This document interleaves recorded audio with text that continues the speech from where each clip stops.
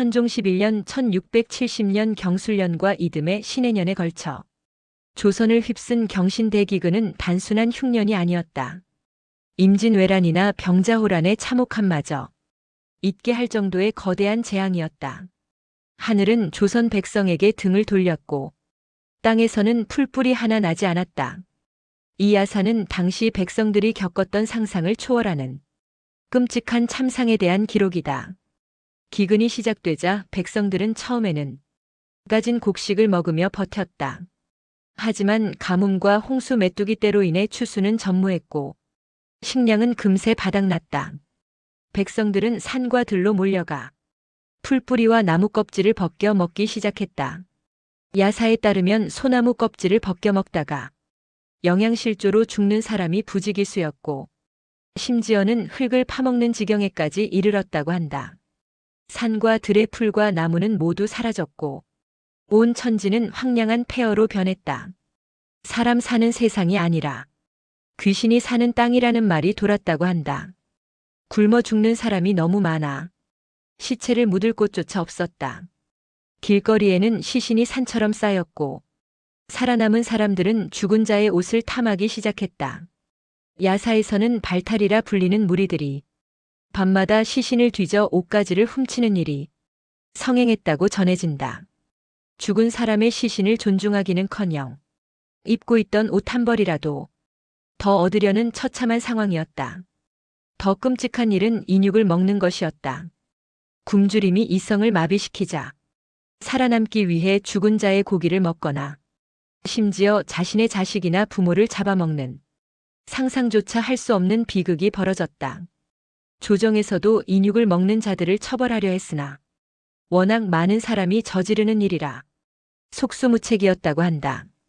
인간의 도리마저 무너지는 상황에서 가족 간의 정은 사치가 되었다.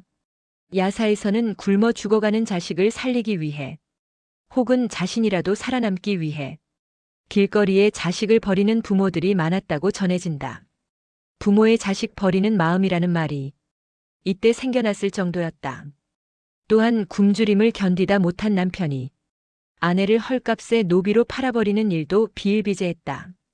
조정에서도 이러한 인신매매를 금지했지만 생존이 달린 문제 앞에 법은 무용지물이었다.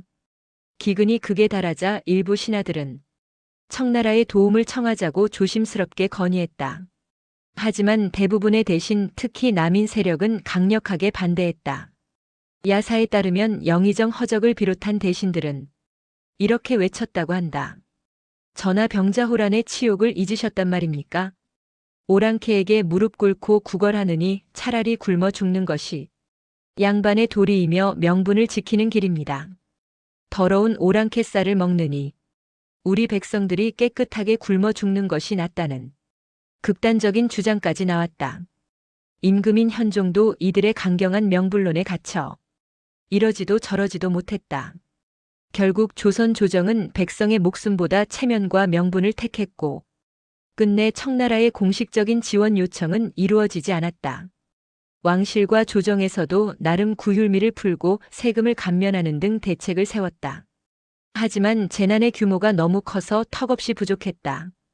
굶주림에 지친 백성들은 구휼미를 얻기 위해 관하로 몰려들었고 그 과정에서 한 톨이라도 더 가지기 위해 서로를 밟고 죽이는 참극도 벌어졌다. 야사에서는 나라가 백성을 버렸다는 원망이 하늘을 찔렀다고 한다. 이 기근은 조선 지배층의 경직된 사고방식과 명분론이 빚어낸 대참사였다. 백성의 생존보다 명분을 앞세웠던 당시 조정의 무능함이 만들어낸 비극적인 사건이었다. 경신대 기근은 조선 역사상 가장 끔찍했던 시기 중 하나로 백성들의 삶은 살아있는 지옥 그 자체였다. 이 시기에 희생된 수많은 목숨과 파괴된 인간성은 오늘날까지도 역사의 아픔으로 남아있다.